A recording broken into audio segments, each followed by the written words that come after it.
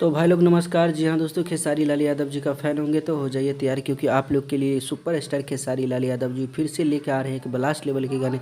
उसी गाने के बारे में बात करेंगे। तो जी हाँ दोस्तों, गाने का नाम हो सकता है कुरकुरे, और इस गाने को खेसारी लाल यादव जी और शिल्पी राज की आवाज़ में सुनेंगे, और बहुत जल्दी ये गाना आप लोग को देखने को मिलेगा। जी हाँ दोस्तों, काफ़ी ज़बरदस्त लेवल का गाना है।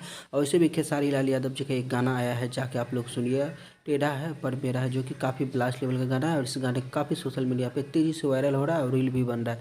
तो ऐसा ही इंटरेस्टिंग खबर पाना चाहते हैं तो गाइस चैनल को सब्सक्राइब और वीडियो को एक लाइक कर दीजिएगा। मिलते हैं फिर से नेक्स्ट अपडेट के साथ, तब तक के लिए अपना ख्याल रखिएगा और देखते रहिएगा भोजपुरी चिप यूट्यूब चैनल। धन्यवाद।